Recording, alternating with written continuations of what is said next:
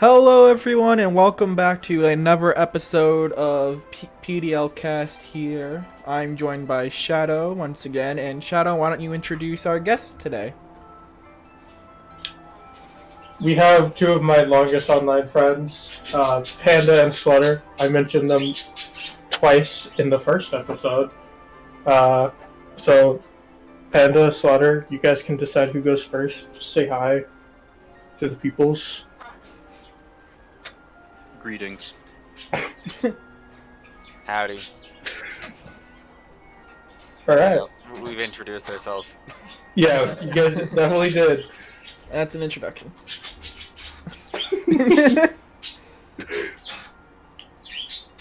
Anyway, I wanted to bring them on just because, well, we play Pokemon and we also Every day. every day. Pokemon Go. Yeah. Maybe not Pokemon to go, but you know. That brought me back to a time where I did not want to remember. Dude, that's some ancient history right there in the Pokemon community. They're currently up in arms over price changes, I've heard, so maybe not so ancient right now.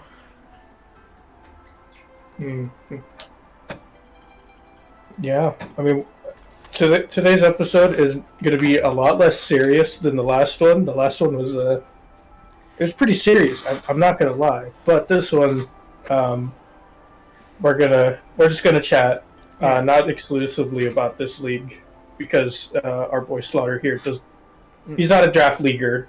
No, bad memories. Oh. Yeah. When your first match is against 9, it's Ooh. of ever doing draft. That's rough. Of doing competitive, because you've never really played competitive before in this league, so yeah. Go ahead, Trico. You're the host. I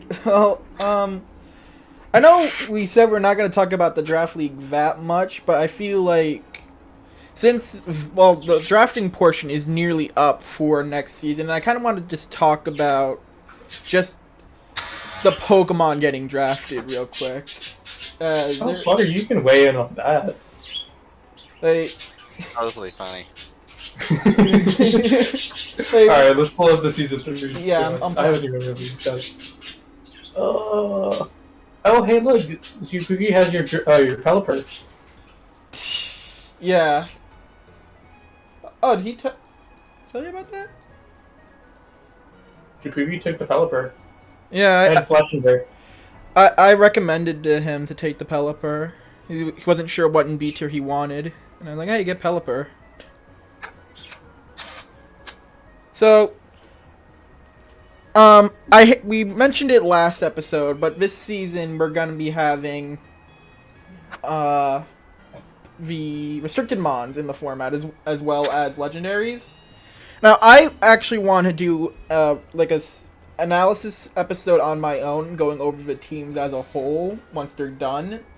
But right now we are on like the ninth. No, I think like 9th round or 10th round. So only like 2 more picks to go. So we got some scary teams showing up in this draft. I think an interesting one for me is actually, well, Shadow's team once again grabbing the Wochien. And Yo. I hope you does it, and you got a fighting immunity this time, so 2 fighting immunities, so it'll go better than last season. Yeah, no. Oh no. No, Slaughter, you don't understand the mono dark team that I had last season. That was a. Kinda figured. But I mean, it's interesting seeing how legendaries in the picture really affect team building, because you get access to some abilities that are a lot more powerful, a lot easier to access. Like, you got weather setters again through Kyogre and Groudon. And Miraidon setting electric terrain, Koraidon also setting sun. It introduces a whole new dynamic, because not only do you have to worry about their someone's S tier being a strong damage dealer, they also have their restricted Mon, which is going to be a strong damage dealer. Probably the team I'm the most worried about is Zay's team, who has Zacian, Amoonguss, and Gyarados. That's an insane core right there. That's going to be hard to get past, because originally for my S tier, I really wanted to grab Amoonguss, because I was 11th on the draft. I wasn't expecting to get anything good, so I'm like, you know what, I'll grab Amoonguss as my first pick. And then it got all the way down to me, and Kyogre hadn't been picked yet, and I'm like, you know what, I'm gonna grab Kyogre, because no one else wanted it at the moment, it looked like. Which got into a team that I will go over more in a separate video. What are you? No, let's talk to Panda about what he's got going. Yeah. My boy. my glorious plan. It's not really a plan, as I'm not really that skilled enough to come up with one, but really liked Lunala, so I was like, alright, I got Lunala. Now something what? I can do. Alright, I've seen Torkoal been used before. I've never used Torkoal. Let's see what it does. Oh, it's a weather setter. Someone told me, yeah, Jumpluff has Chlorophyll. And so does Hisui and Lilligant. Hisui and Lilligant got moved up because of that. Yeah, no, so before the draft went into effect, me, Ninja, Nine, and I think Robbie were in a VC just talking about Pokemon we think they're going to get picked. And at one point, one of us brought up Hisui and Lilligant. We were talking about the Hisuimons. And how the event transpired is, oh, wait, it gets this? And wait, hold on, it also gets that?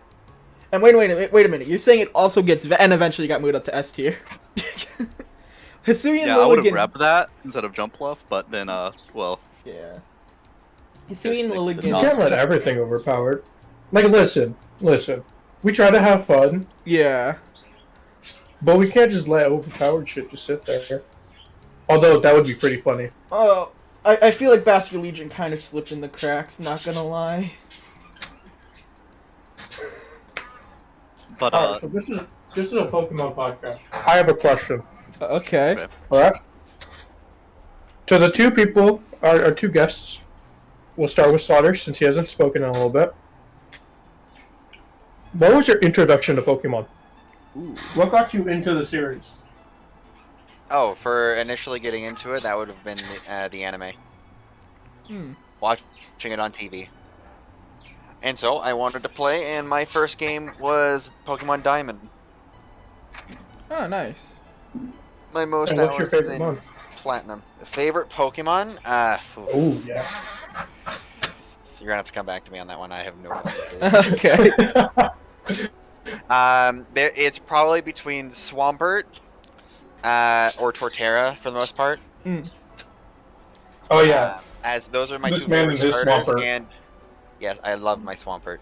And it's like I love Aggron, but the unfortunate bit is Aggron in most cases is ass. So Yeah.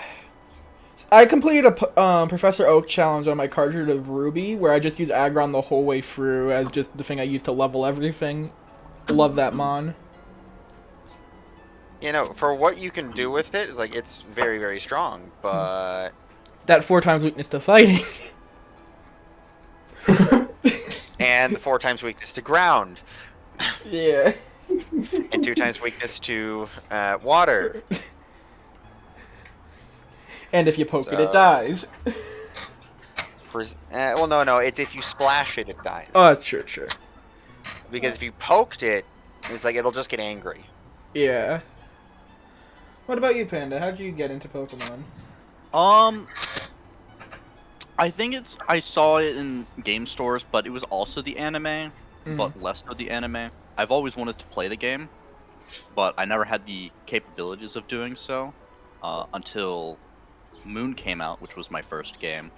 I don't know if I beat it all the way through. I beat the Elite Four, so I think I did. I think you did, because there's just capturing Coco at the end to beat the game, so you probably just did it. To be honest, Sun and Moon were really easy. Yeah. Ultra. I did the entire game only using Incineroar, so Yeah. Diamond was pretty hard for my first playthrough because I didn't have a fire type. Cynthia, baby! I had 0 fire types. No.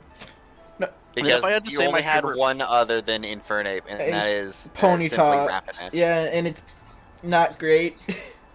It's like it's all right. It's like fast, but that's really Alright. all it is. It doesn't help Sorry, that it what does. Panda? and then if I had to say my favorite Pokemons, it would probably be Lunala or Eevee. Mm. Now, how I got into Pokemon, that's a bit of a story. So, Oh boy, here we go. Strap in, everybody. I was maybe like 4 or 5 in the mid 2000s. It was my birthday or my brother's birthday, and a cousin came over and, as a birthday gift, dumped their Game Boys on me and my brother. I got a Game Boy Color, he got a Game Boy Color, and a bunch of old Game Boy games. And one of those was Pokemon Yellow. Now, the cartridge was so heavily damaged that you could not save the game. It wouldn't remember your save. So, it essentially became play as long as you can, as far as you can, and just we just loved the game. Like, we never ever really got past Brock, because anytime we did, it was because we were only allowed to use the Game Boys on car rides, so we never ever went very far. So we never got very far in the games, but that caused me to get hooked on the series. We started watching the anime, and then when I was gifted a DS, we got Pokemon Diamond. I got Pokemon Diamond for Christmas, and went on from there. As for favorite Pokemon, it should be relatively obvious. I don't know, guys. What do y'all think? it is definitely Grotle. It's a Mugus. Among Us is up there. It couldn't be Trico. That would be impossible. No, it's Yeah. Snorunt. No way. Trico's pretty bad. He would never pick that. Oh, hold on a minute there. Hold on. Whoa. My story is pretty well documented, and if you're in this server, you've seen it. It's in my staff intro. My first ever game was Soul Silver. Legendary game, to be honest. Let's just be real for a second. Legendary game. Definitely Zapdos.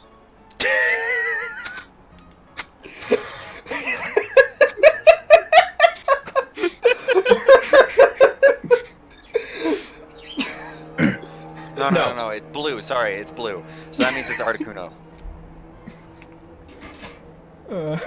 Yeah, definitely. No, like, honestly, my favorite Pokemon changes. I think it's interchangeable between the top 3. So, Absol, Umbreon, and Lugia. So, yeah, I mean that. Well, Vaporeon's no longer up there. No, Vaporeon's always going to be in the top 10. I don't care about the memes.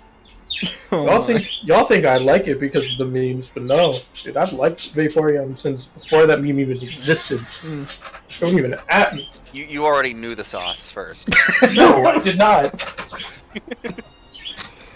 Gotta stop trolling him, Slaughter. You know how he gets. Dude, I don't like the Vaporeon slander. So what's something that for the longest time in your head was a misconception you had about Pokemon? Because when I was playing the older Pokemon games as a kid, when I eventually got Pokemon Red at a flea market, I didn't have access to the internet, but I didn't know anything about the whole your Pokeball mist mechanic, just being that the ball didn't shake at all. So I ended up getting it in my head that you can only capture one of the legendary birds. I don't know why I thought... Well, I mean, I do know why I thought that, but I don't know why I came to that conclusion that, since the Pokeball missed, I can't capture it. The only thing that can capture it is the Master Ball. And you only get one of those, so you must be only able to catch one bird. The misconception I had is that it's a child's game. Let's just be real for a second. It's not a kid's game. Not anymore. Now it is It's- marketed for kids. It Yes. is marketed for kids, but it's not a kids game. And people will fight you over if you call it a kids game. It's for used to be for kids, But- but all those kids grew up. Trying to think of what mine was. So I know I had one for the longest time, and I just don't remember what it was. That Cynthia was going to be easy. Oh no, Cynthia wasn't actually that bad on my first playthrough. Whoa! You're gonna get I'm pretty sure I did actually have an ice type move, and so I one-shot it. yo. Nice type. And I think it was just something that I just had on. Mm. No, I think it was actually like for the longest time I just assumed that like every weather condition was just like it didn't really affect anything. Oh yeah. I mean, I don't think there's anything in the games that tells you that certain types get bonuses in the weather. Like ground types get a defense, or no, rock types get a defense boost, and then Special defense boost in sandstorms. special defense in sandstorm, and now most recently, ice types get a defense boost in snow. I don't think there's ever an NPC that just tells you that. It could be wrong. There are a bunch of NPCs and random houses in these games. Now I'm like wondering, like, how was it ever found? Like, what did someone have to do to find this information if it was never explicitly told to us? Like that's my main like concern on a bunch of like different evolution methods. Like, if it wasn't for data mining, would you know how to God. evolve Galarian Yamask? Dude, Galarian Yamask was a crazy thing. I'd honestly say It's like friendship evolutions too. It's like, that was how would you know? that was one I always just fought. Like, oh, you had to have like the Pokemon for like, level up like 20 times before it evolved. Yeah, it was like, that was something that was like, oh, it just kind of happens randomly because like on this playthrough it just happened at like level 30. On this playthrough it happened at level 50. It was like, what happened? When me and my brother got X and Y, he had a what's the thing called? I don't remember its name. It's the electric normal type lizard. Oh, Heliolisk? Yeah, Heliolisk. Neither of us knew it evolved by Sunstone. Mm-hmm. So he ended up having a level 100 Heliolisk. Oh god. Because he had no idea how to evolve it. Yeah, no, it's kind of like with Sunkern. It's like this thing is awful, and then you evolve it. It's still pretty bad, but it would be decent early. Mm. Panda, you got anything? Let me think a bit longer on this. I don't know if I have any conception. Bro. Oh, I just knew everything from the get-go. I didn't have that problem. Yeah. Well, no, Panda- I do a lot of research before I get into certain games. Plus, Panda had me and Slaughter, like, Well, no, telling him before I met something. you guys and I got into Pokemon, I would research a bunch of things. I So didn't that I do wouldn't any get research on my confused. first playthrough. Bro, doing research on the first playthrough, that's like... Yeah, go. That's just how my brain worked. It was just like, okay, so where do I find this Pokemon? Okay, let's see its evolution line and see what it does. Okay, that's cool. I want that Pokemon. I guess my misconception that I can say is that no, that doesn't make sense either. But wouldn't that make it a misconception?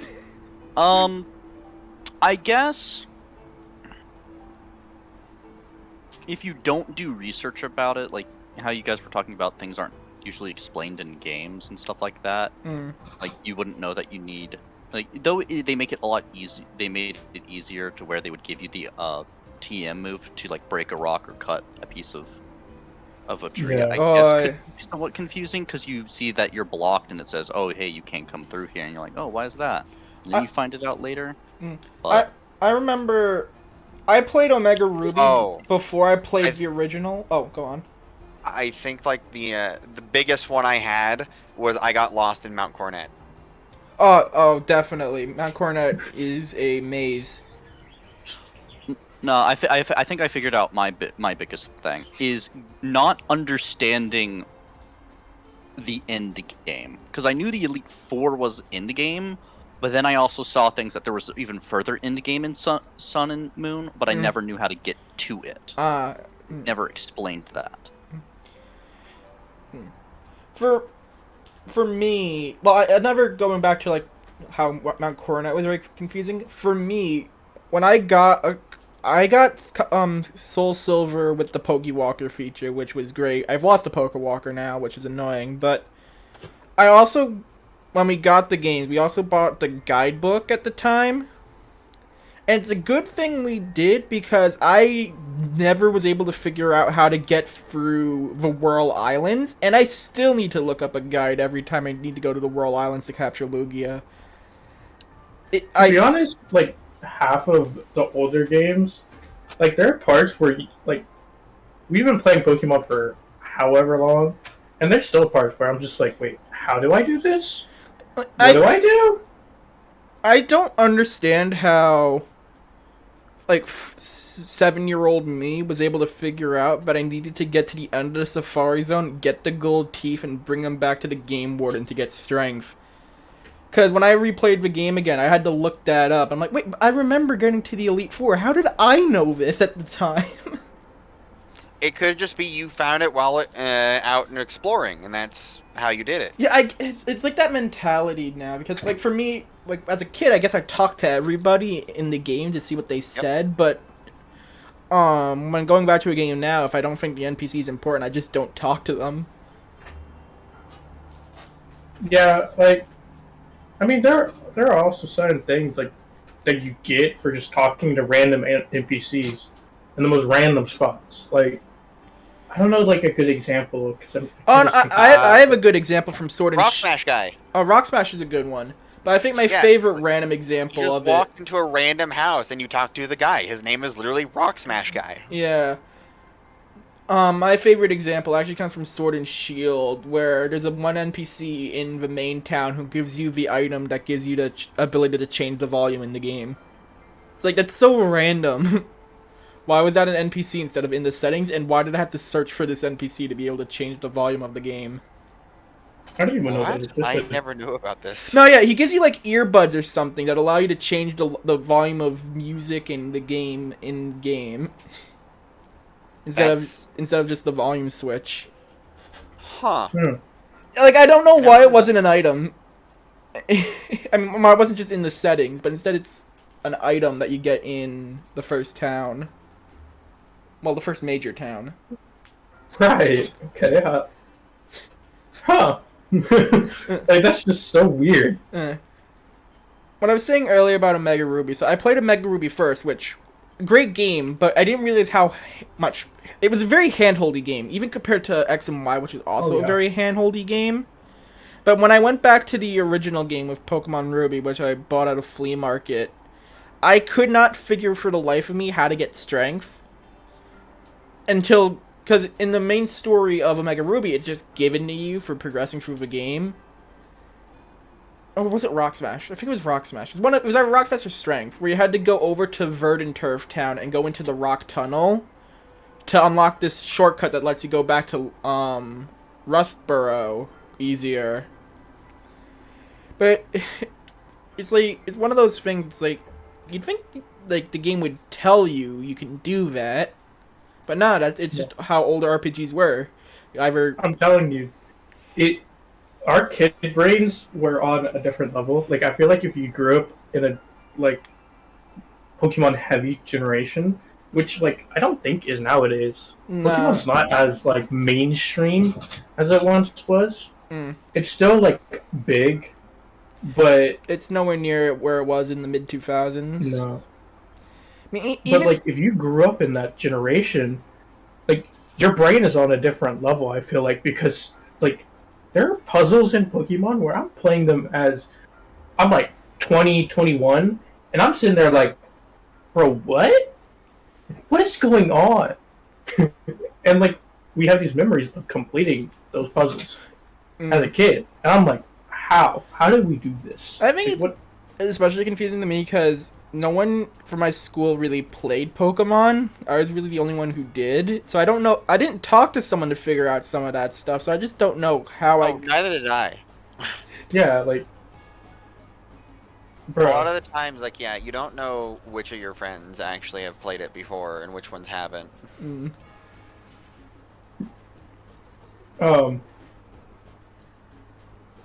Yeah, no, I still like. I want to go back one of these days and actually replay a lot of the older games. Like go back and play Soul Silver again because that's my first game. It's always gonna be special. Mm.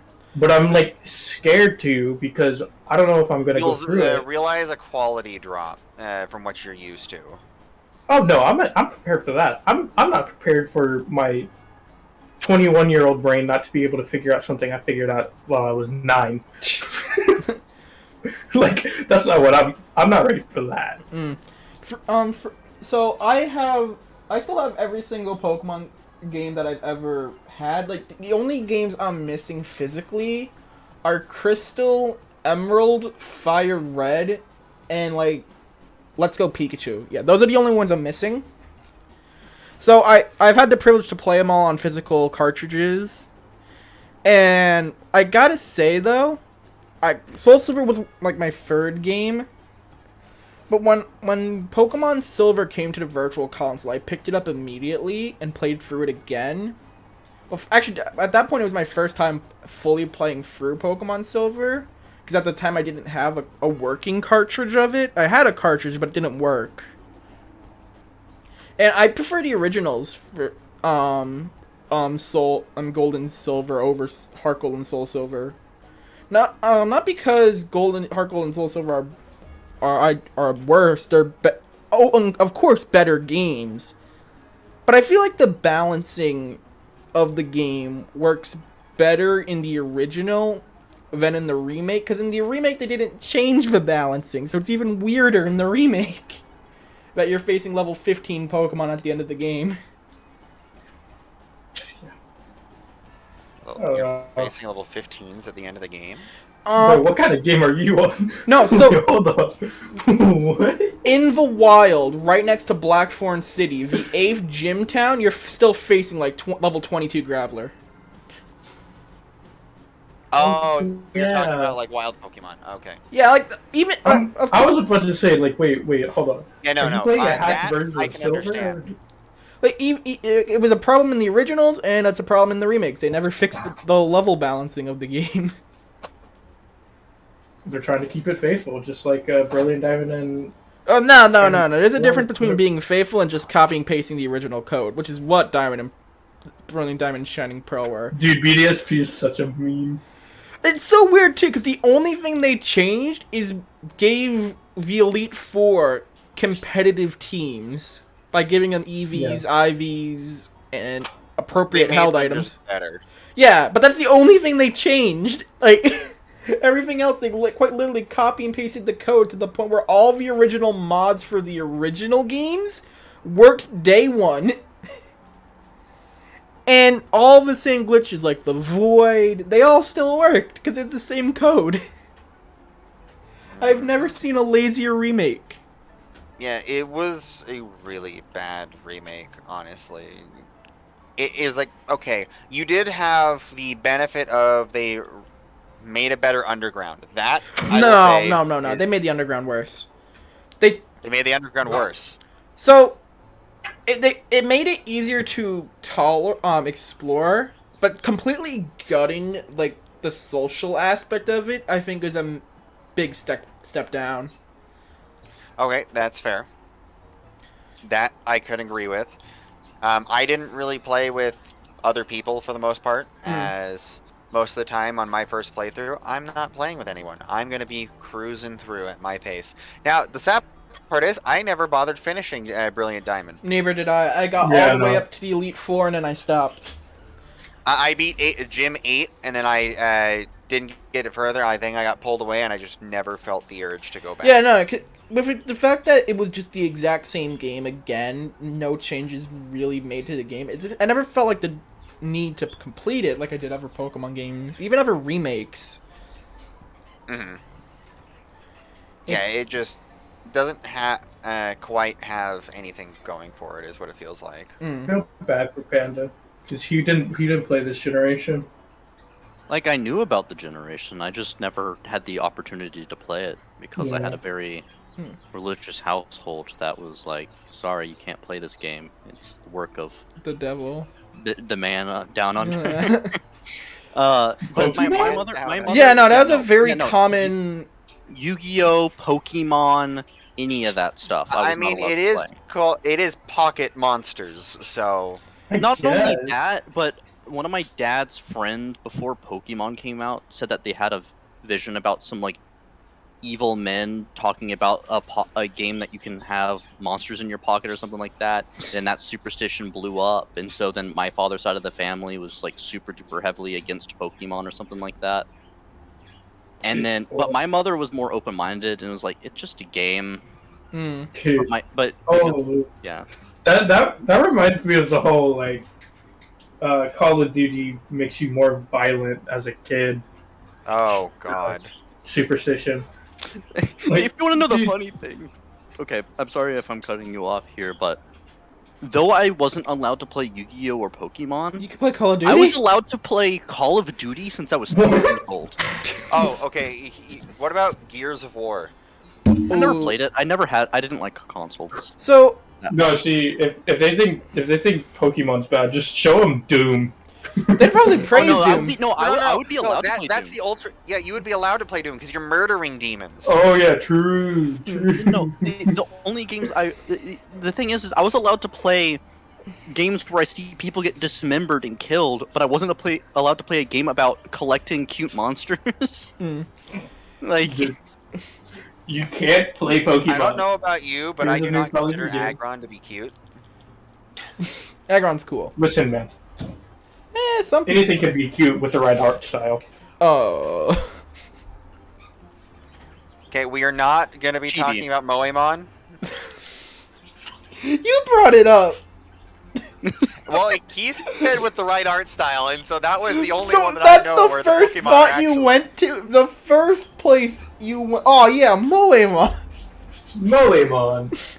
the first thing I thought of was chibi art. That's where I fought. Chibi art. Yeah. Damn, Slaughter. Not like this. We're bringing up Moemon now. Let's quickly move right on past that. Hey, let's go to the Pokemon fusions, bro. Oh, I've been seeing that all over the internet right now. Pokemon Fusion. Yep. Ditto Miltank. Ditto Miltank. Ditto Miltank. Ditto You guys will really enjoy Ditto Miltank fusion. I like the Ditto Mamoswine Fusion because it's just dumb looking. I gotta look this up now. Ditto Miltank. I need to. Hold on. Why is the first thing that it's an Among Us meme? Why is it the first thing that shows up? Oh, that's the fusion. That's the fusion, isn't it? Yeah. Oh my! I hate it. I like the Diglett one. Oh, Listen the to Poliwrath Miltank one is cursed. I like how we've devolved into just looking at infinite I- fusion now. I just We like should probably. the thing is that this. I had a feeling So- that this episode was not gonna be like. No. We as soon as we got off of the PDL, we are not going back. No. Yeah, we're not going back to PDL. We were gonna be talking about teams and then immediately got sidetracked. Yeah. Anyway, season Oh, 4. you know what? We should talk about everyone's first playthrough team. Ooh. Oh, I don't I'm gonna have to remember. go get my 3DS. I'm gonna have to go get my 3DS. I honestly don't remember my first also. Because the thing I is, think I remember about like 4 or 5 of the members of my first team. If I'm not mistaken, I took. Which one did I take? I think I took Cyndaquil. represent. Yeah, Cyndaquil. No, I don't remember my first playthrough too. The thing is, well, it was for over a decade ago at this, like 15 years ago at this point. I don't remember, Yeah. but no, definitely not 15. Like 10 years. 10 years ago. But I can tell you my most recent team, which was I had Quavo, because my me picking a starter in Scarlet and Violet, I DM'd my girlfriend, hey, 1 through 3, no context, 1 through 3, and she picked Quavo via that, and I was so sad because I really wanted to use Sprigatito, but I just so why'd you do the number generator thing if you Because- already had a Pokemon in mind? number generator is my girlfriend an AI now? Well, you said 1 through 3, so that's Listen a number here, generator. It Trico, doesn't matter Listen who here, generates it. Trico. Someone still generated the number. Trico, she watches this, she's gonna be after you. You're in her sights. No, I just wanted to see, like, just have fun with it a little bit, I guess. And she picked Quavo, so I had Quavo. I went after, I think the first thing that I really wanted was a Tinkatink, because I think I saw Yep. I saw it. I remember having this conversation with Slaughter, actually, because we were talking about Tinkatink or Tinkaton, and I was just like, yeah, I'm gonna go get one. Yeah, no. My first playthrough, I had Huecoco, and yes, he was very good early, but then it's like, okay, he has a really terrible time in the middle of the game, and then at the end of the game, he proceeds to sweep everything. I'm pretty sure you can beat all of the champions team with just Skeledirge. Dude, the champion isn't even the toughest fight in the game. The toughest fight in the game is the professor, which, by the way, they have a banger theme song too. Oh yeah, it was a great theme. I really. I'm gonna put it on. But I haven't even gotten that far in my Scarlet playthrough. I think actually I can load it up real quick because I'm not that far into the game. Anyway, Professor Sada's better than Turo. All right, moving. I do have to agree. Yeah, no, the professor fight is just easily the hardest fight. So as I went in there under-leveled for it, and oh boy, it was rough. Also, when you realize that half your team is weak to rock, and then Arvin's initial throw-out is that Garganical, and you proceed to get swept by it, and then you kill that, and then the Greedent comes out, and it's tanky as all hell. Yeah. And you don't have a fighting type. Oof. I went into the Sada fight with Kilowattrel. I had Kilowattrel. Don't even ask me how. Don't worry about it. I had an Iron Hands.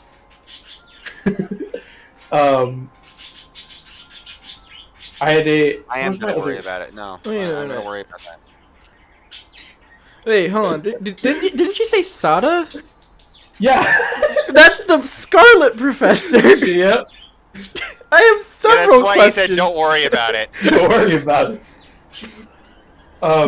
Yeah, Kilowattrel, Iron Hands, Quavo, Tinkaton.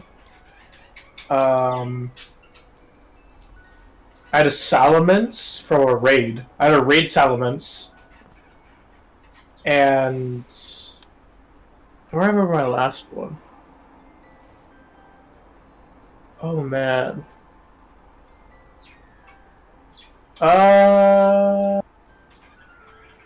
What was my last mon? If I forgot them, they were probably not as good.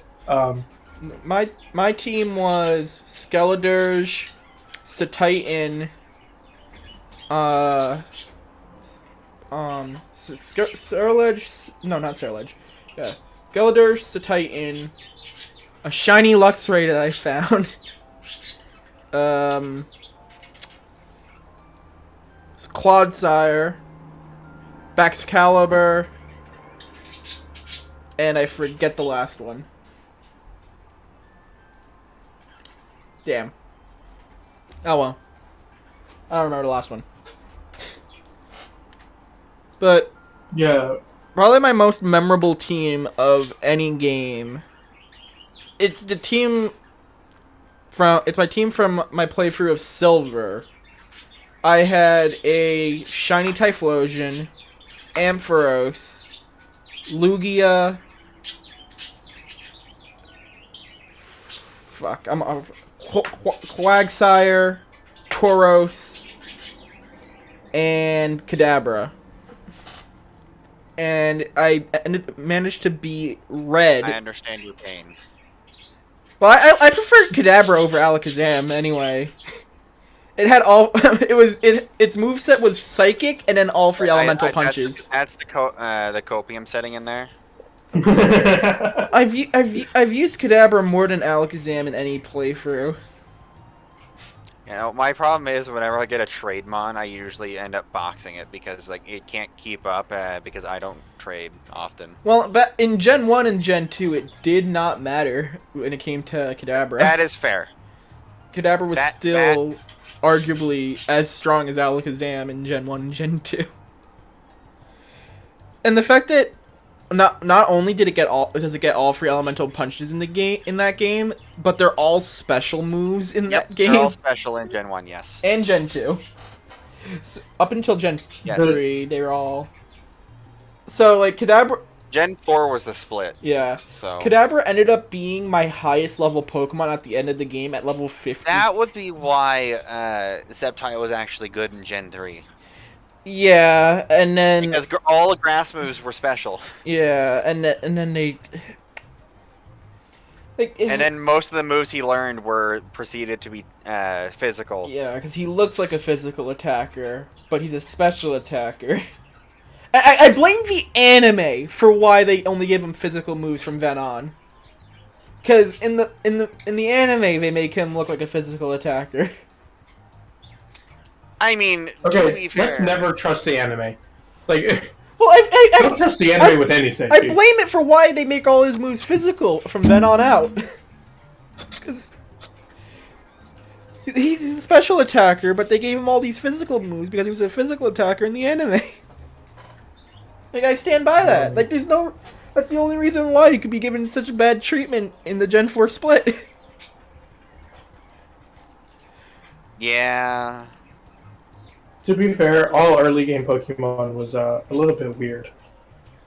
Even nowadays, some of the balancing is weird. Like, swinging back to the draft real quick. When we said we were when we said we were adding the Hisui mons, I decided to do a little research on what they got because I didn't really play Legends Arceus, and I'm like, hold on. They thought this was a good idea. Like, Sneaslur's signature move has a 50% chance to either paralyze, poison, or sleep its target. 50% for 3 different status options. What? And it's 80 base power. That is. I mean, Meowscarada was pretty broken too. No, I'm not done. Then we're gonna go back. We're gonna go to singles territory for a moment. Hisuian Samurott has a 60 base power move that gets boosted by sharpness that sets spikes. And here's something I didn't know, because I would have assumed it wouldn't work. If you use that move, it's able to still set up spikes against Hatterene or Espeon. It ignores Magic Bounce. Because it's not a status move. It's a damaging move. It's a damaging move, not a status move. That's just wild. Which, to be fair, that's just a cool idea. It gets around it while still dealing some damage. Yeah. Now the fact that it's boosted by sharpness is a little much. So it goes from 60 base power to 97, I believe, plus Dark Stab, So it's an incredibly strong move that sets spikes, which I'm just glad I'm not a singles player. Yeah, singles is it's an interesting. It's an interesting format, mainly because like you'll see setup sweepers in doubles from now and again.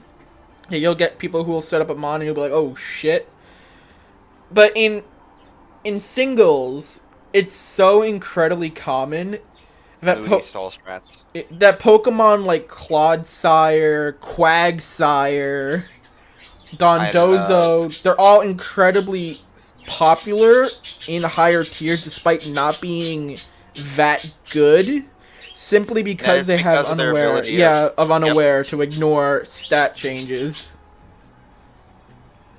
Love unaware. Meowscarada would also be a good option there, because if you had someone that's setting up like defense and such, Meowscarada just ignores it due to just auto crit. Yeah, but most Pokemon that are setup sweepers that'll like use like Calm Mind or Swords Dance or Dragon Dance, something that boosts their stats. Quagsire is like, hi, how are you? Yeah.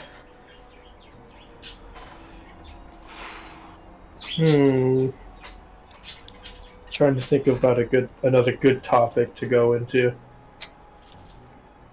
I mean, we still haven't really talked about like our initial teams for like our first games. I don't remember. Because I don't remember. I remember my first team. Yeah, because it was Moon. It is Moon. and you did about 10 pages of research before you played the game, so you probably written down what research alongside. You probably wrote down what Pokemon you were gonna grab. No, I didn't write it down. I had Incineroar, Lunala, the one that what's the like one of the very first mons you get. It's because I was doing. You gotta be more specific than that. Was it Gumshoe? Gumshoes. Oh, Gumshoes? Yeah, Gumshoes. Yeah, I had Gumshoe. Let's see. I might have to look at the. Look at your notes. No, he doesn't remember. I don't remember completely. I just remember I just used Incineroar and then just only used Incineroar, even though I had Lunala. Because Incineroar was like level 70, and I just went through the entire Fire game. Dark is actually a pretty good typing offensively, so. Yes, it is. So yeah, you'll just kind of do everything. I think the reason why the only team I remember is my silver team is because, so at the end of the game, like even after red, my highest level Pokemon was Kadabra at 52. I managed to beat red with Pokemon that were 40 levels under simply through trial and error because I did not want to grind against level 30 Rapidash for hours. Oh, I think I figured out my. I think I figured out my team. It was Incineroar, Gumshoe, Midday Lycanroc. Actually, no, I think it was Midnight. It had to be midnight. You were in Moon. Yeah, no, Midnight Lycanroc, Salazzle, and then Male or female? No, because it was stronger. There you go. I had Hakamo'o. I didn't have it Komo-o-o, unfortunately. Komo-o-o. And then Lunala. Come on, whoa. Yeah, that was my entire team. I don't like those names. Yeah, no, my first team for Pokemon Diamond was Torterra. Then we have Staraptor because he's cool. Then we had Luxray because, and for the longest time, I also thought Luxray was a Dark type. I still don't know why Luxray wasn't a Dark type. I feel like I'm the only person who played Diamond as a kid who never saw Luxray as a Dark type. He's like, he looks like a Dark type. He looks menacing. He needs to be a Dark type.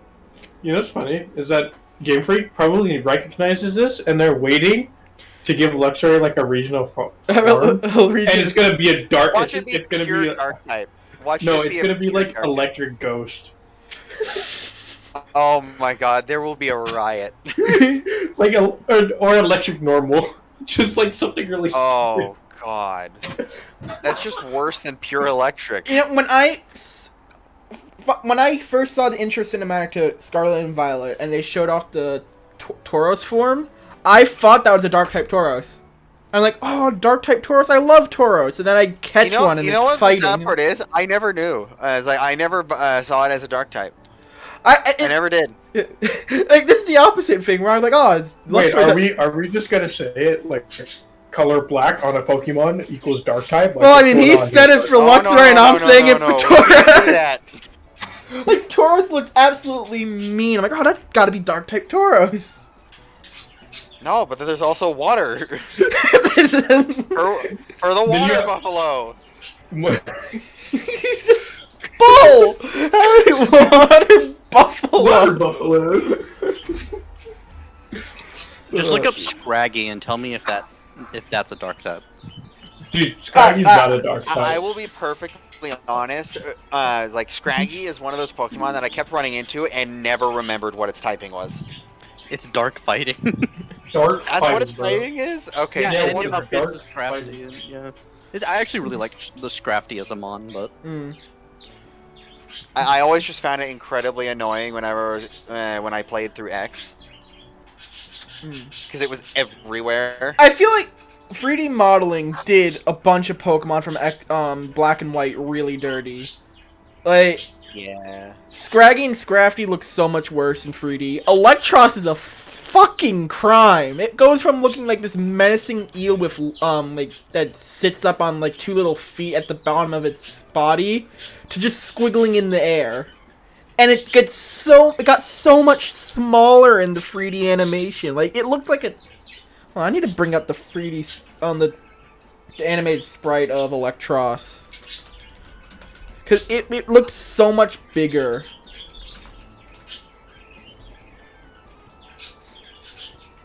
Yes, I know. It just looks so much larger than what it actually is. Yeah. And Electros is one of those monsters that's actually pretty good. It's an electric type with levitate. No weaknesses.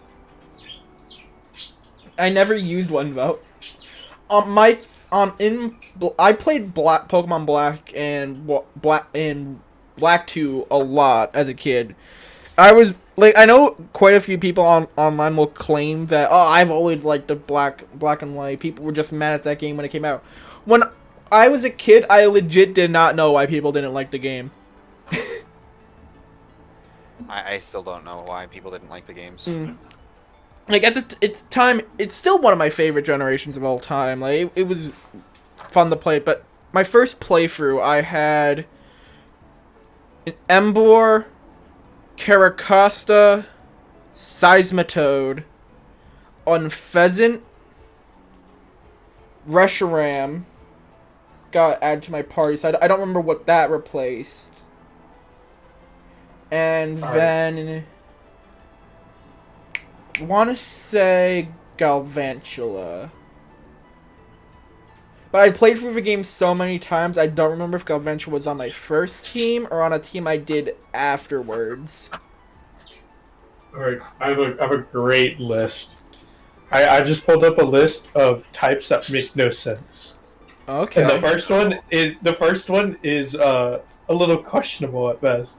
Okay. It says Fungus and Amoongush have no business being grass type. They're mushrooms. They're literally mushrooms. I can see it to a point. They're saying mushrooms and other fungi have no relation to any type of plant. It's like, okay. Yes, because technically they are not a plant. Yeah, no, they're fungi are their own. Like, okay, I could see that to an extent, but at the same time, What else would you type it? just yeah, mono precisely. poison. Ew. Just be mono poison. Ew. It's gross. No, ground poison. Alright, number Water 11. poison. This one I agree with a lot. Renarigus not being a rock type. Mhm. It's ground ghost. Yeah, no, it's It's Galarian. Yeah, no, Yeah. I forgot for a sec. I normally just call it Galarian Cofagrigus, but I had one on my original playthrough of Shield, so I had to Google how to do that. But why is it a ground ghost? Why is it ground type? Like it's it's made up of a rocky coffin that it gets after sitting under a rock formation. Rock. And it's a ground type. Like, I feel like that's always just the byproduct of Gen 1, just Gen 1, the types they created. Because rock and ground are so incredibly similar, but I'm honestly They're shocked. almost interchangeable at times. I'm honestly shocked they never merged the typings, ever. Because they're practically the exact same type. Both weak to water, both weak to grass, both... Well, no, one resists fire, one resists normal. I never remember which one's which. Honestly, it doesn't matter anyway. So. Yeah, no, it does not matter. So this one targets Absol. It says that Absol shouldn't be pure dark type. And the types that they add on that they think fit is Psychic, because it senses future disasters, which And I can see that one. Yeah, and also it likes frigid environments, so adding an ice type could work. What is this, Gen 1 where they slapped ice tape onto everything? Yes, Gen 1. I mean, it's close enough. Yeah. Closer than Jinx. Next one is Chansey and Blissey should be fairy type. Not normal. No. Well, if they threw the fairy type on there, oh god, all hell would break loose.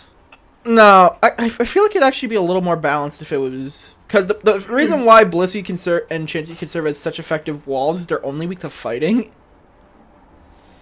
Fairy, yes, it's no longer gets hit by dragon, but now it could also get hit by poison. And poison's also normally a big detriment to Chansey and Blissey, so I don't think it'd be better. I think it'd be worse. Lucario's a great fighting type, but why is it steel? Do you not see the spikes on its hands? That's what classified as steel type. It's so stupid. Steel type. It's so stupid that tiny metal spikes on it are what give it its steel typings, but at least... The typing that it says it should have is Psychic. No. Because it... No. No, well, I don't agree with the Psychic type. Well, okay. It telepathically communicates. I mean, it gets Aura Sphere, to be fair. Yeah. Which is like a fighting that was move. originally... Well, that was originally its move.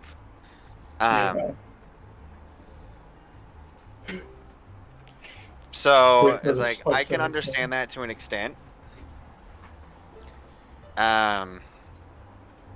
Buchanan should be part fire type. Yeah, because it's a thermostat on its beak, right? Is it? I don't even...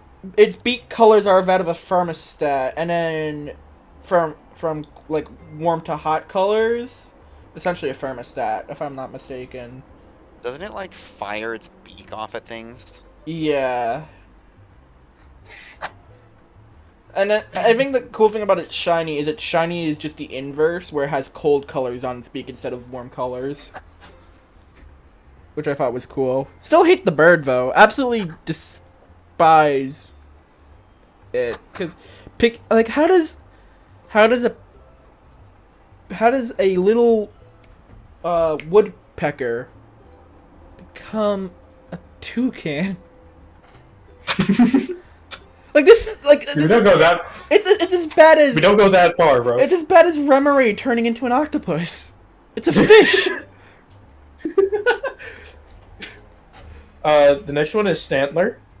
No, how do they spin this? Normal psychic.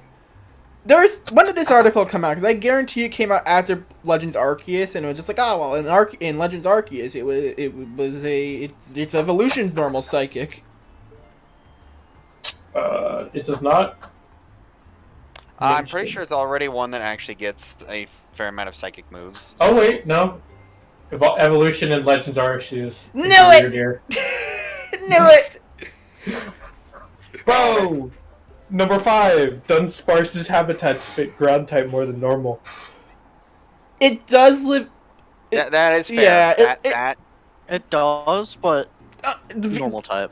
The reason why it's a normal type wraps back around to its inspiration of being a yokai that's extremely valuable and rare, yet at the same time does absolutely nothing and is just a regular spirit. So that's why it's a normal type. Cause it's just So what you're saying is it needs the ghost typing. yes. Honestly, it should have been our very first normal ghost. I'm surprised. Charizard. Again. Dragon type. Oh, here we Balancing go. reasons. Wow. Here Dragon we go. Fire. Hey, Where's moving. dragon typing? Uh, I mean, it is quite literally a why dragon. is Gyarados part flying? It's That, yep. It When should be it's like, It I'm pretty flies sure in at Legend some point Arceus. there is a version of it that can fly. Yeah, Legend Arceus. Can it fly in Legends Arceus? Yes, it does. It What? flies in Legend Arceus. What? Look that up. It's funny as hell. He's like, I don't believe you. No, Look it up. I need to look this. There's no way. There's no way. It does.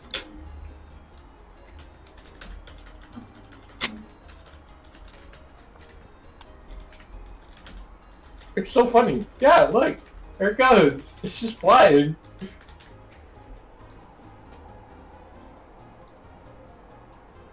What the hell? There it goes. I don't know why you don't believe me. Oh my.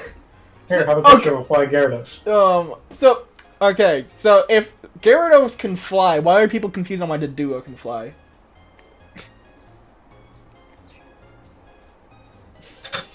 Anyway, moving on. The next one is Celebi. Picturing a fairy. So it's suggesting going to a fairy grass type instead of. So, I'm gonna have to disagree with that simply because they already took so many Pokemon in X and Y that weren't fairy and made them fairy. I don't think anybody cares. Like, the only Pokemon I feel like should have probably gotten the fairy type that didn't are the Lake Trio. Because their Pokedex entry literally calls them the Pixie Pokemon. And pixies are fairies. But they're pure psychic. No, they're pixies, not fairies. Oh, my mistake. Yeah. And the last one. Apparently the most egregious offense. Vibrava has no reason to be a ground type. It's a... You're breaking here.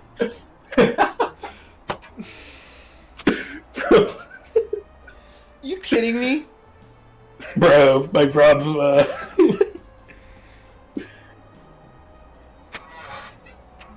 I mean... No. I'm gonna come at you with one I think is egregious. Why is Cacturne in part dark?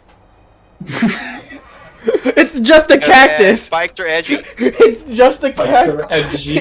What, is it because of the dark rim around its eyes? That's what makes it a dark type? Like, what? Yes. Of course. It's edgy.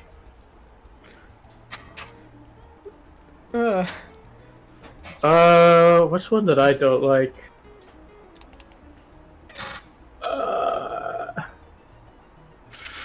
Man, I don't even know.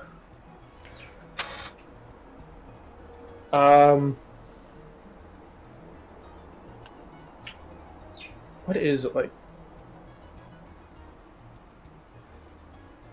Oh! I should have thought about this one earlier. Lugia being a fucking Water psychic. flying. No, flying psychic. No, Yeah, no, flying I said water instinctively. Guardian of the Seas. Yes. Psychic. Flying psychic. I think they just didn't want another water flying type. Yeah, to rival Gyarados. That is fair. A special water flying type would really hamper in on Gyarados' physical water flying capabilities. True. I mean, at the point they were both special. Look how units, majestic he is, though. Look at that picture. I saw the picture. I saw. Dude, he's so majestic. Now I have an idea. What is the best shiny? Ooh. There are very different. Or your favorite shiny? My favorite shiny, besides Shiny Trico, it would no, like legit. That's actually one of my favorite shiny forms of all time. Like going from a light green to a deep teal with red instead of orange. That looked so cool. But I think one of my favorite shinies would have to be Oricorio Baller form. All the Oricorio forms, they like inverse the colors on them, so instead of white it'd be yellow and vice versa. But on the ballet form, the fire flying one, you go from red and black to black and red, and it looked so clean. To be honest, I think this answer is mostly all black shinies. Like, I don't know about that. Gengar looks pretty. that's purple, fam. We're not gonna love Gengar. No, Haunter is an amazing shiny. Haunter's a great shiny, yeah. It's And very then you subtle. go to Gengar. Yeah. No, so Oh, no, No, I'm talking about like the silver Haunter.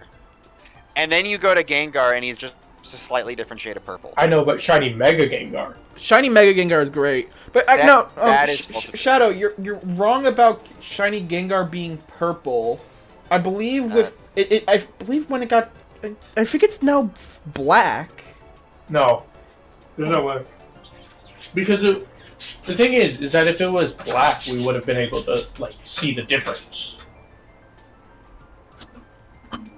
Hold on, I'm looking this way. There's no way. Yeah, no, it's not black. It's just it's a more saturated purple. No, that's not saturated. That's saturated purple. It's honestly like a grayish black. Panda would know better. Here, Panda. Do you think that's grayish black, or do you think that's a very saturated purple?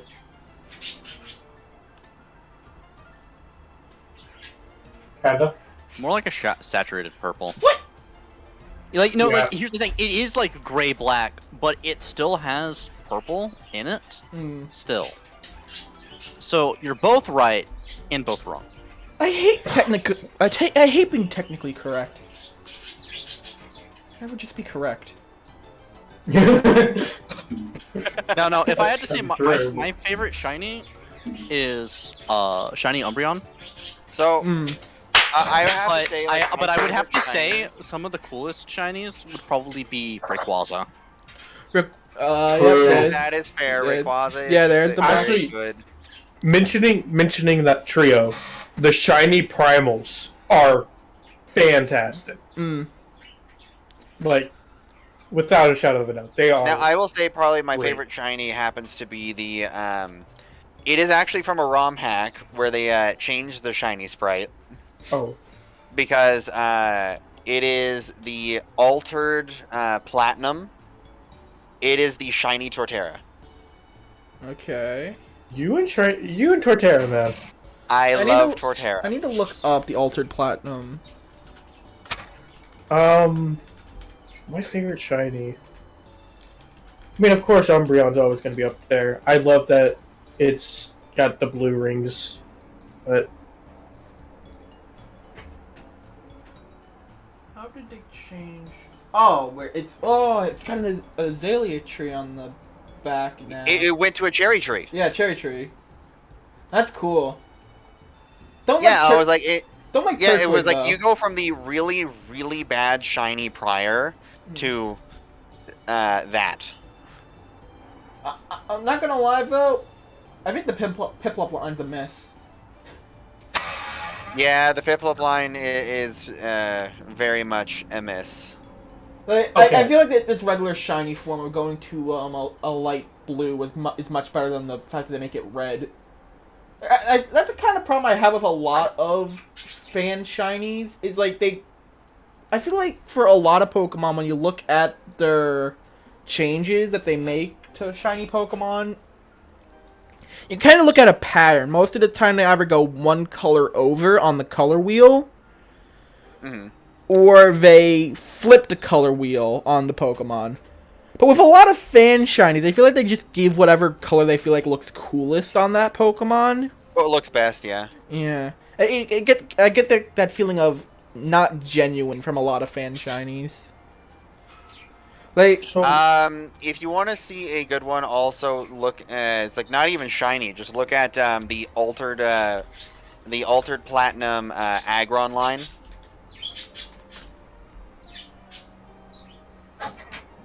okay, this might. I don't know how this is going to be received. But that's not a good sign. That is never a good sign. shiny Meowscarada was, I think, one of the most hated shinies of the trio. The best one was easily Skeletor. Even with that, I'm not all big of a fan of shiny Skeletors, mainly because I know. It's just the best one out of them. Yeah, Yeah, but like, how, like, shiny Meowscarada is a subtle shiny. It's not flashy. It's not completely different from original Meowscarada. But what they did do was good. Because they changed from a pink with they changed the eyes and this like choker, I guess you could say. yeah. Meanwhile, with Quaquaval, And- it looked like it just got bleached. Like it Quaquaval looks like it got left in the sun for too long. But the thing is that like with Meowscarada shiny, it's a really nice purple. Oh yeah, no. And, like if it was a bad purple, I could understand. It's not a worth shiny, but like it's a nice purple, and it's subtle. It's not meant to be like in your face. I think And when it comes to shiny Pokemon, a shiny I used to despise before Scarlet and Violet is shiny Scizor. But with Scarlet and Violet adding texture to Pokemon, shiny Scizor looks good in Scarlet and Violet. Like it rocks that neon green. That's not a neon green. Puke green. There you go. Like, look, I was trying to give him some niceties.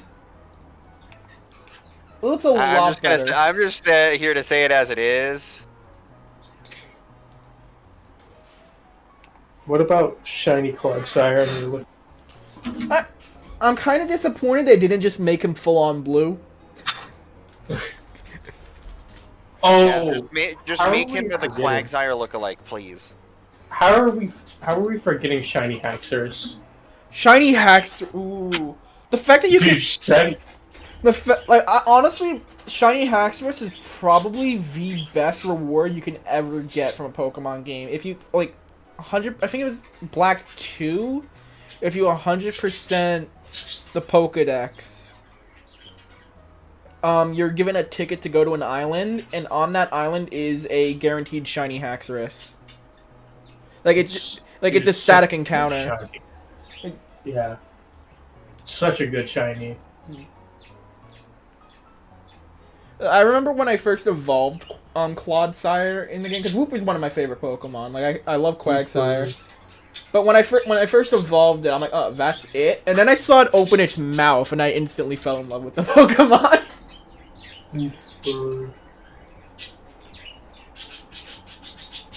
So which one's better, Whooper or Pooper? Oh. Ooh. For Pooper. I'm gonna say this: Pooper has a bigger place in my heart than Whooper. Wow. I prefer original Whooper. I like Whooper, original Whooper more. Though when it comes to Quagsire versus Clodsire, I like Clodsire better. But then again, Quagsire is just a guy, which is funnier. Just a guy. He's he's just that guy. He's just the guy who wanders around the tiers of Pokemon Showdown and not even knowing what he left behind as he walks up and down the tiers. He does. I mean, he's just there. He's vibing. He is there to have a good time, and he will always have his good time. Yeah. And with Clodsire, he's here to have a good time, land a toxic on one of your Pokemon, and then leave the battlefield. Yeah.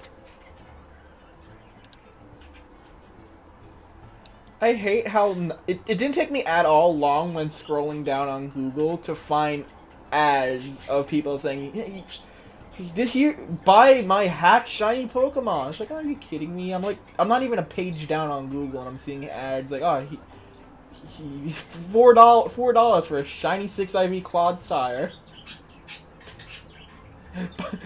Okay, so now we're gonna move into the opposite spectrum. Well, hold on, I gotta say this real quickly. I think it's absolutely hilarious. The ad says at the very bottom, buy 2 Clodsire and get a free shiny Ditto. Buy two Ditto? Get 2 hacked Clodsires, and you'll also get a free hacked Ditto. Yo! This man knows how to run a business.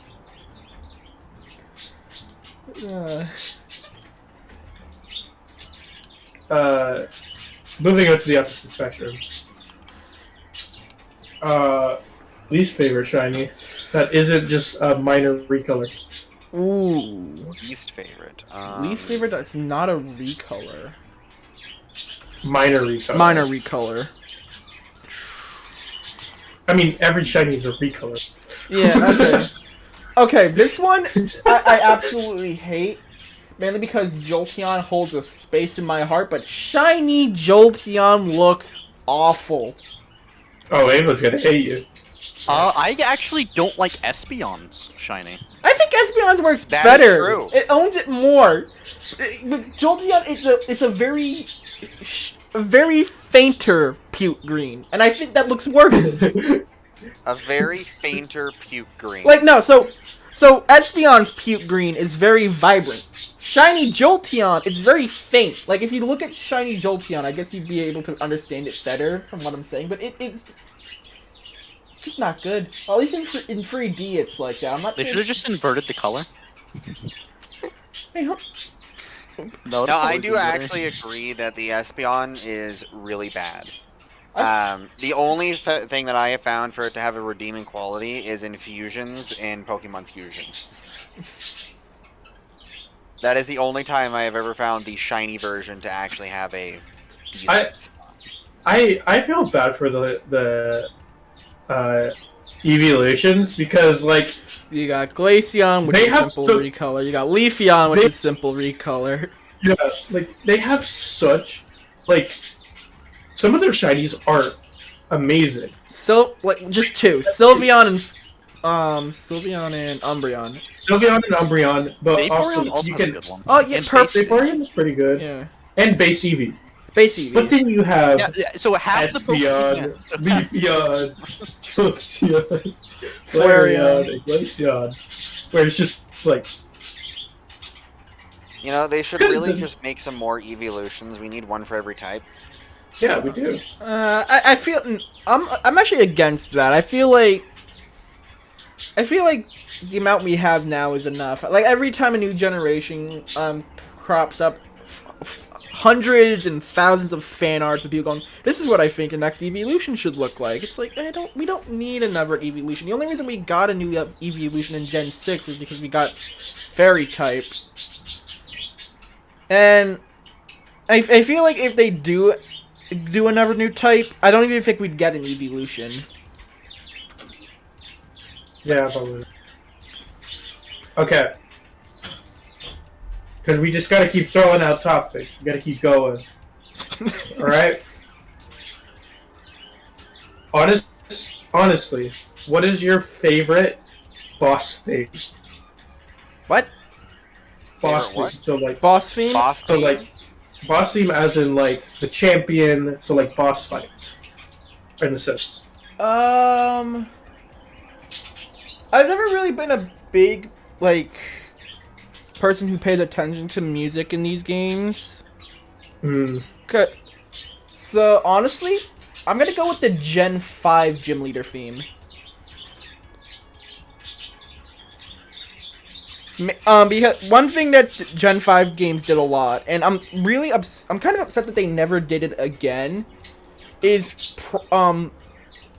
progression in the music, where the theme would change as the battle progressed. Cause like, throughout most of the fight against a Gen 5 gym leader, it's the theme's very standard. But then when you get to the gym leader's last Pokemon, the tempo gets quicker. They did do that with Sword and Shield. Did they? Although I didn't really like it. Yeah, they did. I'm pretty sure that was They just did whenever they bring out the Gigantamax mod. Oh yeah, the music changes and yeah, I remember now. Fans start chanting too. Yeah, but the fans chanting was annoying, and I'm actually really mad that That's true. And I'm mad that I agree. That was annoying. And they brought it back in the next. I really hope it doesn't become a thing where every single gym leader theme now has cheering in the background, because it is annoying. Alright, I have two that I think I had on repeat after hearing them for the first time. Now, Slaughter and Panda remember this one because it was very recent. Penny's battle theme, baby. Yeah. I haven't listened to enough themes because haven't played enough of the games, but I think Penny's like my number one as well. Dude, Penny's battle theme, it's like it goes back into the discussion of like, why do you give the quietest like characters the hardest themes? Because like Pokemon has a reputation at this point because they gave Wally like a banging theme in ORAS. Yeah, no, that's enough.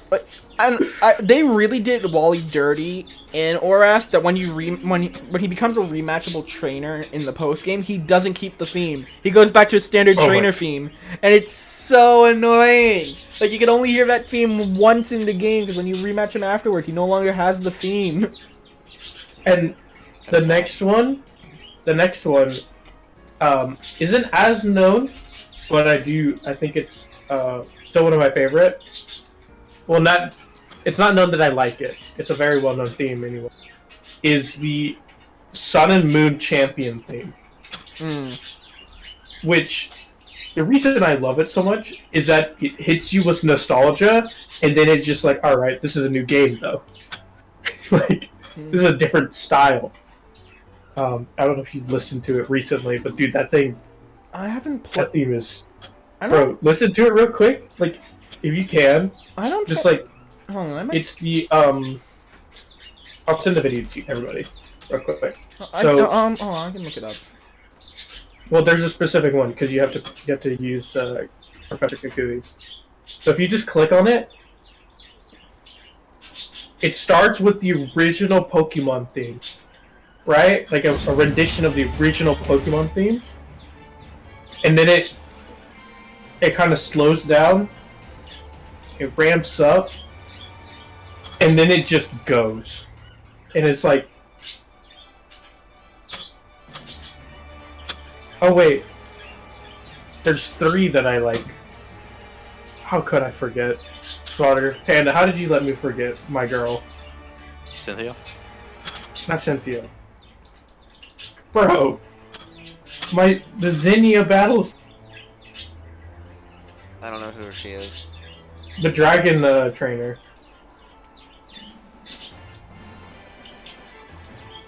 Still not ringing bells. Bruh. There you go. There's that one. Granted, I don't think you played it, right? I never finished ORAS. No, that was loud. It was one of those that I had it on in an emulator and never got around to finishing. Uh-oh, did you mention emulation in a video? Uh-oh, I might get taken down by Nintendo. Oh no, whatever shall we do?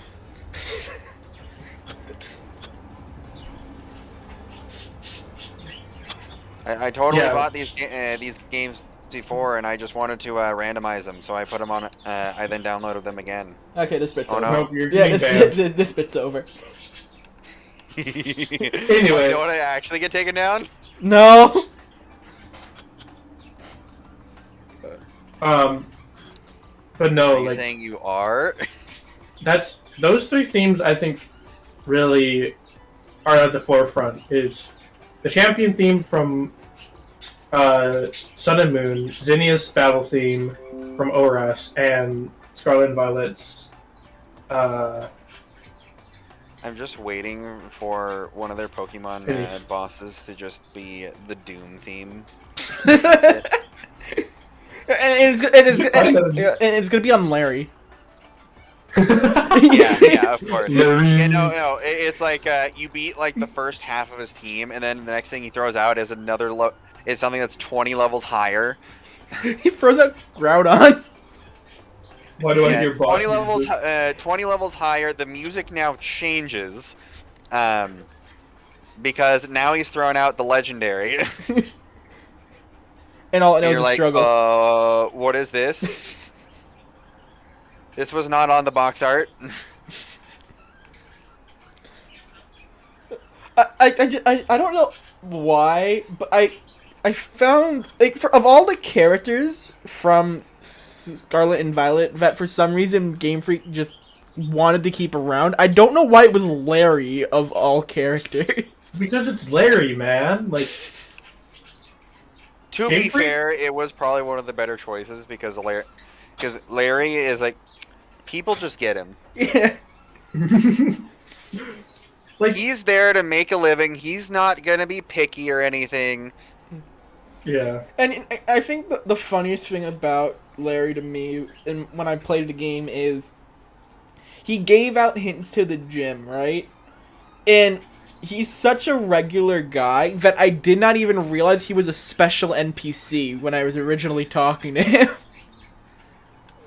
Until he got up from his seat. I'm like, oh, that's the gym leader. I did not realize that. What about you, Slaughter? What, for a favorite theme? Mm-hmm. Like, it would probably end up being Cynthia's. Which version, though? The black and white, original? Like, because they all go faster than the other. I don't think I've ever heard her black and white version. It's like the original theme, but on 2x speed. I think my favorite rendition of Cynthia's theme is the one from Legends Arceus. Oh yeah, no. So spoilers to anyone who hasn't played Legend Arceus. The game's over a year old at this point. These two haven't, but whatever. I never finished it. Like the battling system just threw me off, and I could just never get back to it. Do you guys care if I spoil Legends Arceus? I don't mind. So at the end of the game, you fight Volo again, and the battle starts off silent. And as soon as you press the A button, Cynthia's theme kicks in, and it's just like that was an oh shit moment to me. Like, oh fuck. It's a very nice rendition. I'll send it to you guys to Panda and Slawter. Like, it was just the fact that it's complete silence until you press A to initiate the battle. Yeah.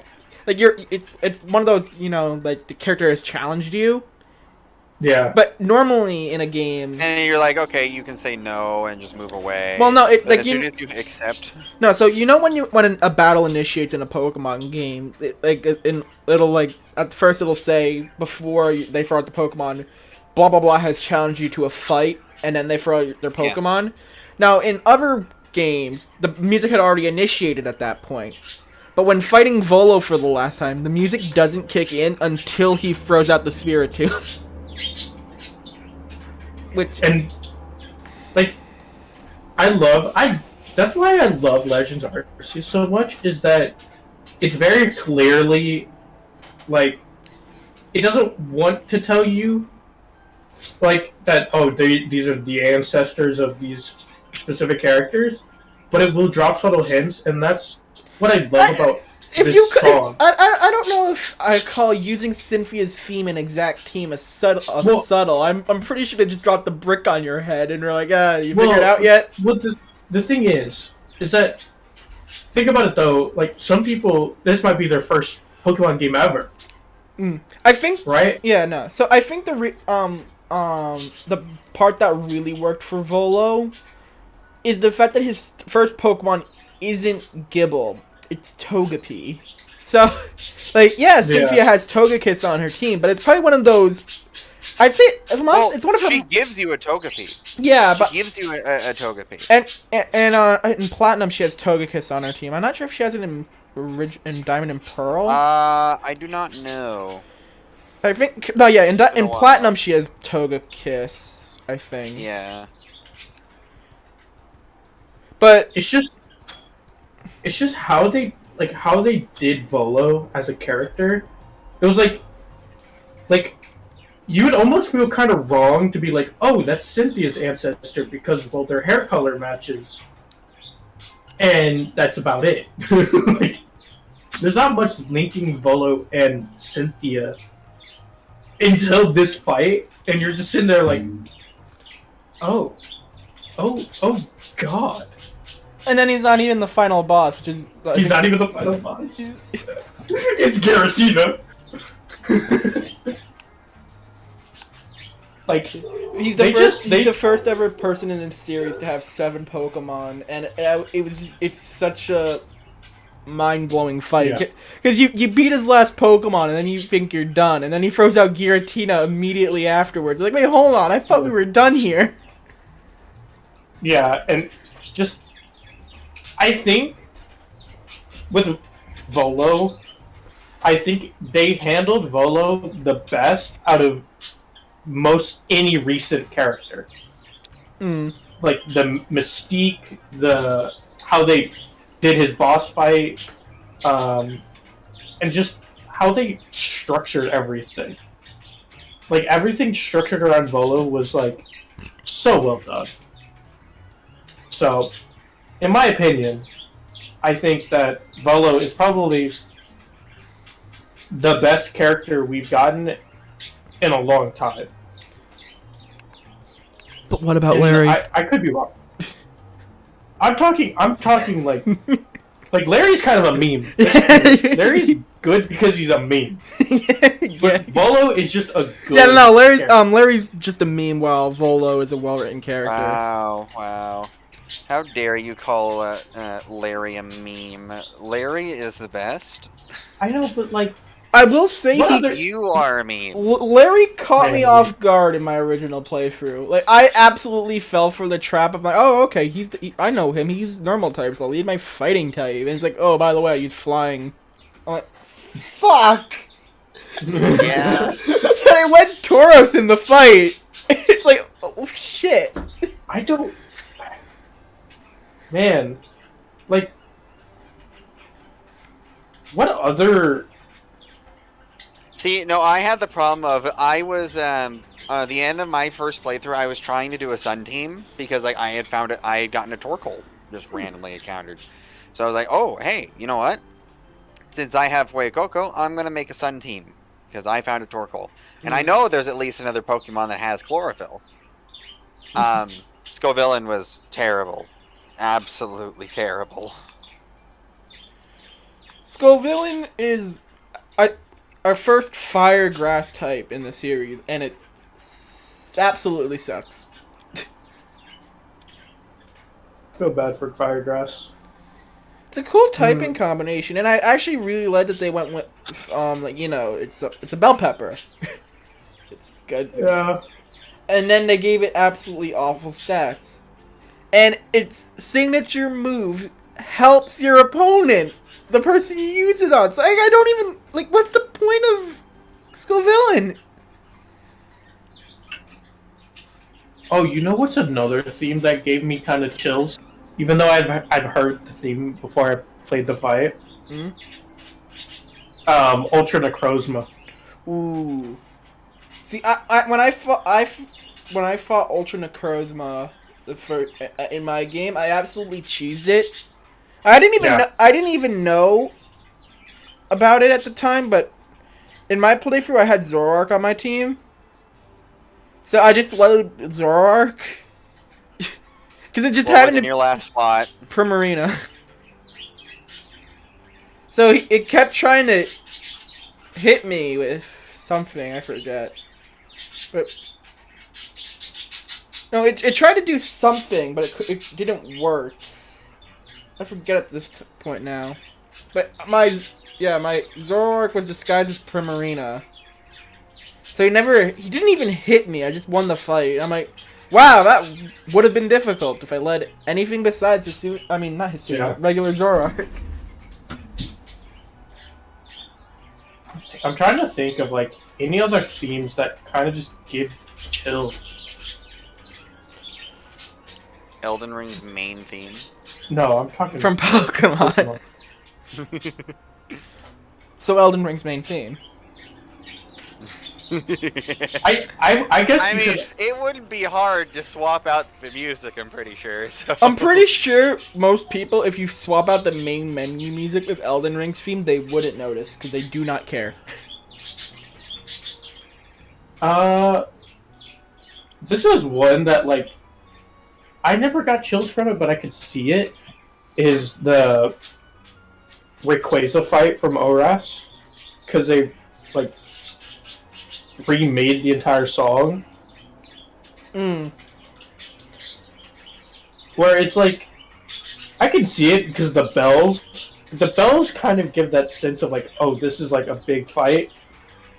And then, like, yeah, Rayquaza's hard. Like, Mega Rayquaza's hard, but, like, you can beat it pretty easily. Yeah. I think my favorite part, though, was when you're going up Sky Pillar, during that sequence, the music you hear in the background is the music that played in the cutscene from Emerald, when Rayquaza came to stop Groudon and Kyogre. Kyogre. Well, that's what I'm naming my Kyogre now, Kyogre. Kyogre? Like, it honestly amazed me how many, like, hidden details there are in Pokemon. So, this is one I found out recently, and I must admit, because I saw it in a YouTube video.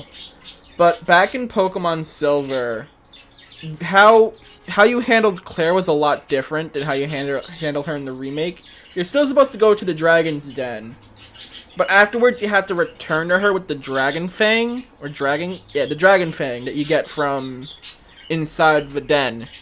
Now, that, of course, that's a held item.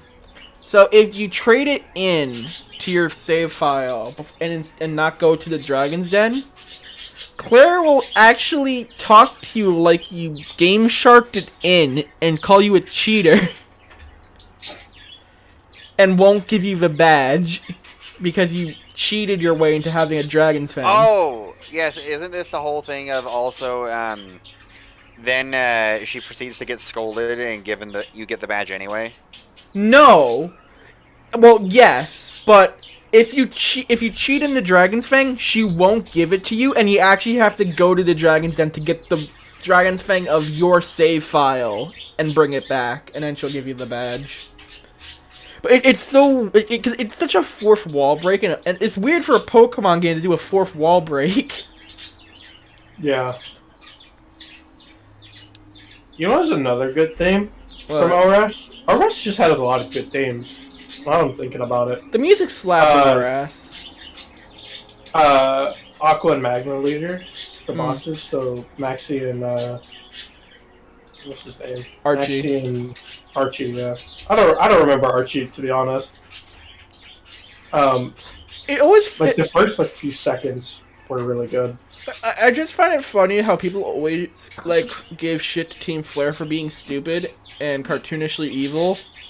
But what about Team Aqua and Team Magic? I know they get some flair, but I feel like a lot of people overlook the fact that they're environmental, activists who turn to terrorism.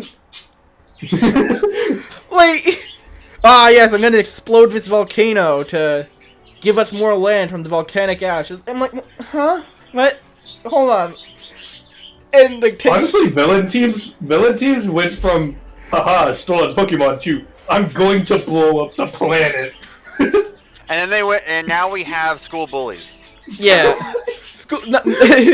It went from let's capture all the Pokemon to wait, no, boss, please come back, to environmental activists to I want to create a new universe to Yeah, destroy this one to create a new one. to back to Pokemon activists, but actually I just want to control the world. That's a front. Ending all life. Ending all life. To I want to open a wormhole to a new dimension and just live over there. To I want to solve the environmental energy crisis, so I'm gonna end the world.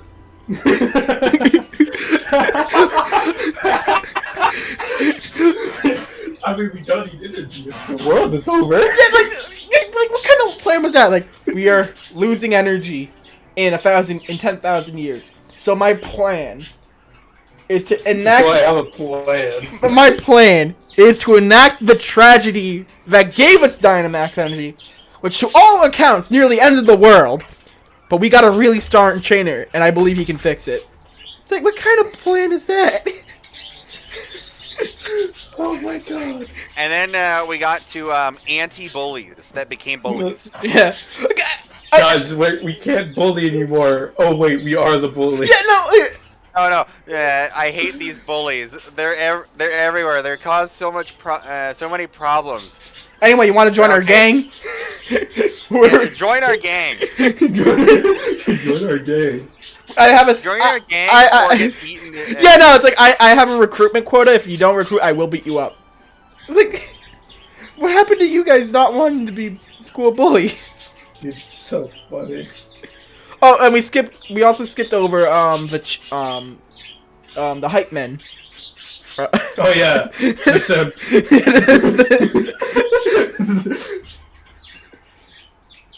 Oh my gosh. Dude. What was the premise for Legends Arceus? What was that one for their evil? Was it just end the world? Volo wants to. He wanted to meet Arceus and something. Volo basically wanted to become a god, so he recruited Giratina. So in other words, the devil whispered in his ear, so that way he could go kill God. No, so he had this. He's absolutely obsessed with Arceus. So much to the point where he wears cult clothing of Arceus. It's really weird. He even has his hair up like Arceus. It's wild. Like, if anyone said, "Is there cults in Pokemon?" You just turn to Volo. There are. They're everywhere. I don't know. Just start playing Pokemon Insurgents. You'll find cults. That was. Okay, I'm gonna be honest. Looking back at Pokemon Insurgents, it's like I never beat it, but I'm like, god damn, you could tell that this story was written by some edgy 13-year-old. Panda, are you okay? Yeah, I don't really have much to talk about since I'm not that knowledgeable of Pokemon. No, wait. Well, I think we're coming up on the last 15 minutes. It's been about an hour and a half. Hour and 40 actually. Oh shit. Wrap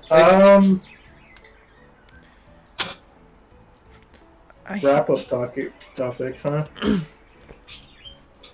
So. Oh, we could loop back around to looking at the team. No.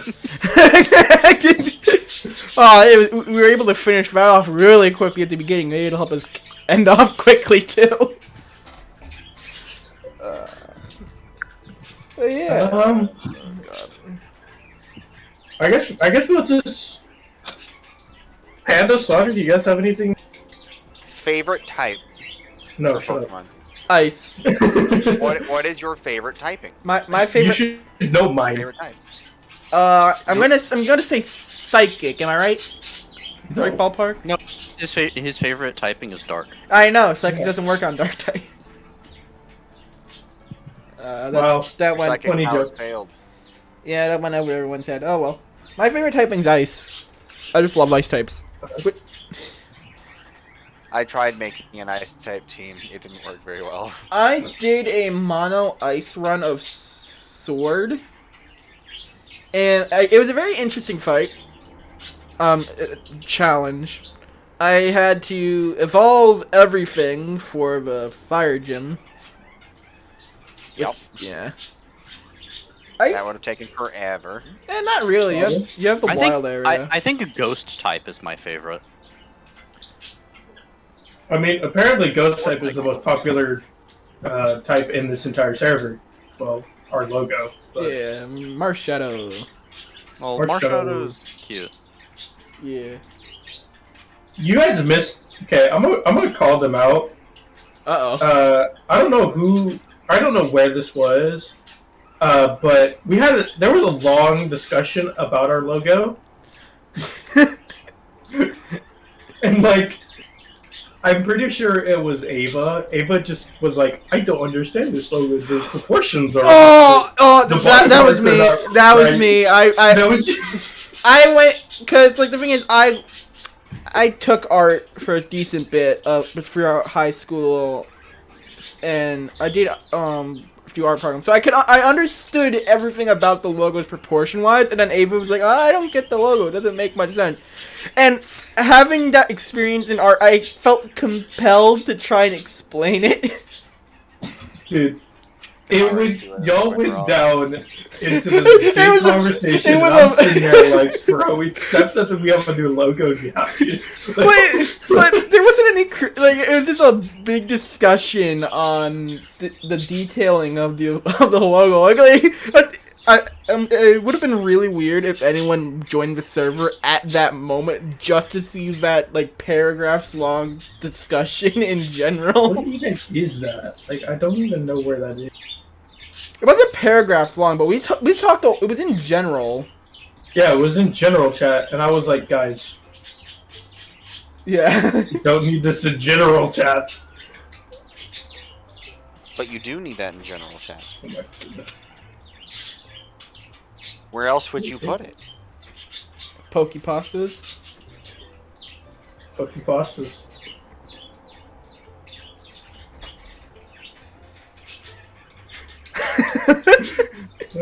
Dude, that was a fun. Oh yeah, that might be a great way to actually say that. Yeah, this PDL now has a logo. I will include the logo on the thumbnail. So we're nearly 2 hours in, and I'm finally explaining what the hell that logo is in whatever corner I decide to put it on the thumbnail. Yeah. It's just, you just have to kind of guess and guess what it is. I mean, to be fair, it's also my profile picture, so. Yeah, so. For real, bro. But dude, the for real meme is just. I think that, however, will be where we wrap up today's episode. Thank you so much for coming on to the show, Panda and Slawter. It's great having you. Name? Oh yeah, I did. I don't know. For half the show, I was called Shadow. So. Slaughter. Whoops. I'm not great with names. But alright, I have one last thing to say. Though I don't know what I'm doing in the draft league, I'll try my best. Oh, yeah, we brought it back to PDL. We're fine, boys. We're fine. We brought it back. This is still the PDLcast. It's still PDLcast, guys. Oh, pleasure having you. Once again, thank you, Shadow, for co-hosting. It's been a blast. Yep. Be another episode sometime whenever. Bye-bye.